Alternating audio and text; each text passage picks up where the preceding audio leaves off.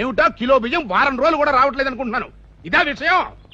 ఇంకెప్పుడైనా వడ్ల కింద బయట కనపడిందో నీకు 4 రోజులు ఫుడ్ కట్టు అన్నట్టు కూరేం చేశావు?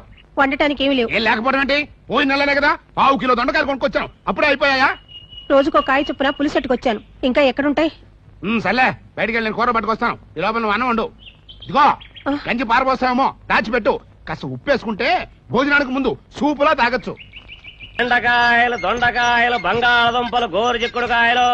ఇదిగో బాబు ఆగాగు. రండి బాబు రండి, మంచి బోని బేరం. వంకాయలు ఎలా? కేజీ 4 రూపాయలండి. ఇచ్చే మాట చెప్పయ్యా, 5 కిలోలు తీసుకుంటాను. 3.30 చేసుకోండి. పుచ్చులు ఎక్కువగా ఉన్నాయే. బంగాళదుంపల రేట్ ఎంతో? కిలో 6 రూపాయలండి. అలా కాదు గానీ ఇంకో మాట చెప్పు. ఎన్ని కేజీలు కావాలండి మనకి? రేటు నచ్చితే 5 కిలోలు తీసుకుంటా. 5.5 చేసుకోండి అలాగైతే. అరే అలా పడేస్తారేంటండి? పుచ్చులయ్యా.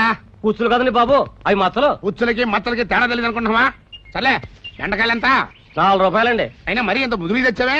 అవి ముదురు పెట్టండి బాబు, లేత లౌజులైతేను. లౌజులో కౌజులో మాకు తెలియదు అనుకుంటున్నావా? మిరపకాయలు ఎలా చేసావు? 1/2 కిలో 4 రూపాయలండి. అబ్బా తిరమే.